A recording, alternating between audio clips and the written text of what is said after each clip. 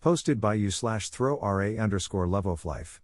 Fiance said her ex was the love of her life. I'm gonna post my whole story for context. I posted here originally but also on relationship advice, so thought I'd post a final update. Posting the whole thing.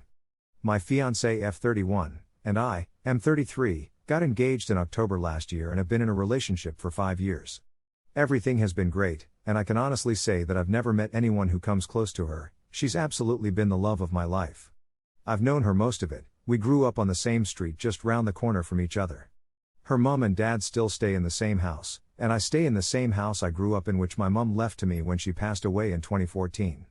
We still don't officially live together yet, but for all intents and purposes, she lives here. Her and her parents are close though, and she still has her bedroom there and will occasionally spend the night there, but she's never away from here. So, this morning I decided to go take a walk to the shops to buy some things, and as I was about halfway down, 15-minute walk, I realized I had forgotten my face mask. Masks are mandatory here in shops since the 10th of July, so I had to walk back and get mine. When I walked in the door to grab the mask from the kitchen table, I heard her speaking to someone loudly on the phone in the living room, and she said, "Yeah, but David will always be the love of my life." David is her ex-boyfriend. I don't know a great deal about him, but I know they were in a relationship for 2 years and it ended a year before we started dating. He also dumped her. I grabbed my mask and walked back out, and just as I got to the shops, I felt weird, and I had to sit down as my mind was going in 1,000 different directions. I eventually got back home and immediately told her I feel sick and sent her back round to her parents' house as I didn't want her about as I was ill. I'm now lying in my bed wondering what to do, to be honest. I know she didn't do anything wrong. It's not like she cheated on me or intentionally went out of her way to hurt me, but what's heard can't be unheard.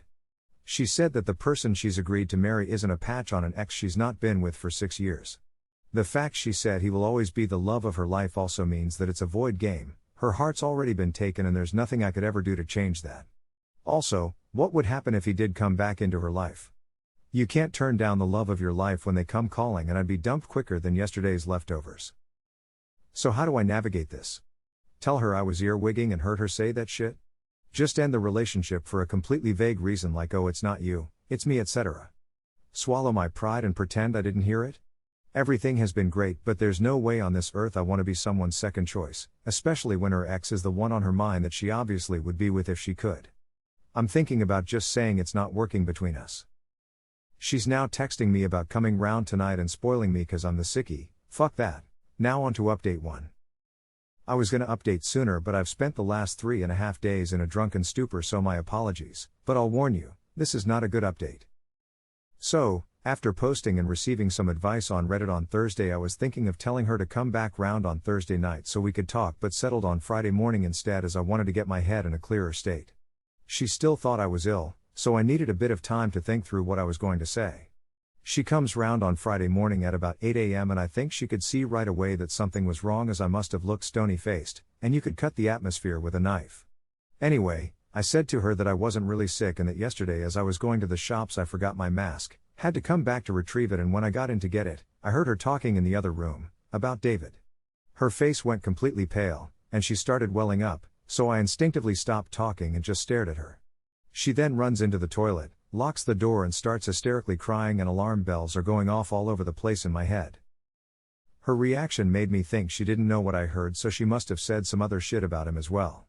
I chapped on the door and told her if she has any aspirations of saving this relationship, she had better tell me everything right now. 30 minutes or so go by and she finally comes out dabbing her face with a tissue and tells me David got back in touch with her 4 or 5 months ago and she had been sleeping with him once or twice a week since.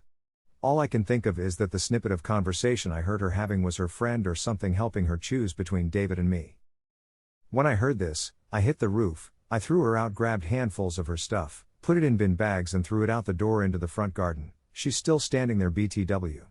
I then grabbed my garden hose and drenched the shit out of the bags with it. I'm not proud of that, it was extremely petty and in hindsight, I should never have done that. She at this point has run round to her house and about a minute later her dad comes rampaging round screaming. Her dad and I end up rolling about the now quagmire-ish front garden fighting, at about 9 a.m. in the morning no less. Police vans and everything ended up turning up and half the street was out because of the rammy. Afterwards, I blocked her on everything and went to my friend's house where the three of us spent the weekend, and Monday, they took off work, I'm on furlough, drinking. When I got back in the house this morning, I noticed she had been back in the house at some point, made the beds, done the washing and ironed. I have no idea why she did this. As I'm writing this, she's tried to get in again. I haven't been able to change the locks yet, so I put the door chains on the front and back door, and from upstairs heard the door opening and the chains clanging as she tried to get in. There's also a note that she's put through the door. I don't even want to read it right now. I'm too hurt, hungry and hungover to even think about what she has to say. Now on to update 2. Sorry for the belated update, but I'm in a bad way right now. I'm half drunk as I write this, so bear with me.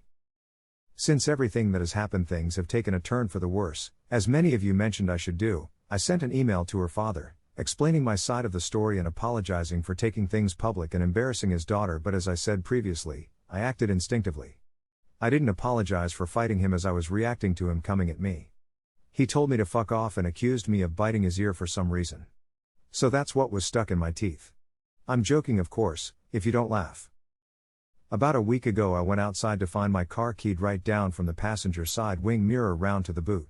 Last Sunday I was walking down the road to meet a friend at the Arches, a place where we occasionally hang out and walk from an arched bridge, and as I was turning the corner the local mouth gossip called me a disgrace. I said, how am I a disgrace, and she told me that I'm a disgrace for beating up my ex-fiancé. Let's be clear here, I've never laid a finger on her in my life.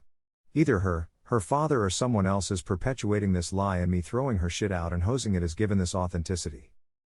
I haven't spoken to my ex, and she hasn't tried to contact me anymore. I think they're all on the same page now, that I'm the bad guy. I've got the ball rolling in putting my house up for sale. I can't live here anymore. I wish I still had my mum to lean on, she would make things better. Sorry for the shit update. Now on to update 3. First of all, I would like to thank everyone who has reached out. I've tried to reply to everyone and hopefully, this update will help. I am still in my house, but I will be renting it out rather than selling it. I can't in good conscience give up something that was my mum's and has been in the family for generations. I have spoken to the father, and I understand why the family circled the wagons, but to throw me under the bus so brutally was genuinely ridiculous. Collateral damage to me and my name is alright apparently. Only known them my entire life. All in all, I feel like I was in the midst of a shit shower that changed course, still struggling but feeling a lot better now that I've got an umbrella and a fucking roadmap. Also, would like to note that I posted on social media giving my side of the story. Whether that was right or not is up for debate, but it was after I had let those close to me discreetly spread it first, so I felt the time was right. Her side is still singing off the same hymn sheet, but hoping neutrals will see things from my side. My close pals have been incredible throughout all this, but that's why they're close pals, I guess. Final update. Well, it's been over a year, and I have since moved out of my house and am now renting it to an older couple, so thought I would update you. I'm doing great and have even got myself a girlfriend. Wish me luck. What did I learn? Shit hit the fan fast, but I stood strong, and for the first time in what seems like an age, I'm looking forward to the future. We only get one life, right? Fuck spending it with someone who would treat me like trash. Now on to the last story. Posted by UBGHFFU. My friend's mom pushed me into a table saw. This happened 8 months ago. My friend, Kylan, and I work in a woodworking company. It's a pretty great job for me, as I love hands-on activity and creating things. Kylan, however, has more of a difficult time with it all. Which is completely fine as I help him with it. His mom and my mom aren't necessarily close, but both support me and him in our work. We're pretty young, so it helps with reassurance. But a few days before this incident, I started to realize that Kylan's mom never really acknowledged my work. Now that's not really a big deal to me as I don't require praise, but I do find it a bit weird as KY's mom has apparently had a few racial incidents at her own work and I'm African. I was just assuming it's because she's afraid. I'm a pretty built guy and 6 feet 6 inches. Fast forward to Tuesday, and I'm working on a wooden chair that has taken me a few more attempts than wanted. The table saw I had been using to make clean cuts was pretty rusty from KY using it constantly. I headed out to the department to get a replacement and was a bit annoyed with KY not doing it himself. I came back and said, "Hey man, don't be afraid to change your equipment." And he rolled his eyes and just replied with a K. Which just annoyed me even more. I just pushed past it and continued. But minutes later, I heard KY laughing and I looked up to find him laughing at my cutting. This made me extremely upset as I've been working almost day and night while he only works 7 to 9 hours. This along with his mom recently coming into shop and laughing along with him. This got to me, And I walked over to KY and told him a few words that I shouldn't have. He immediately got defensive and pushed me back, and I was about to strike back when his mom instantly joined in with him and intentionally pushed me to the left where the saw was. Stupidly, I left it on.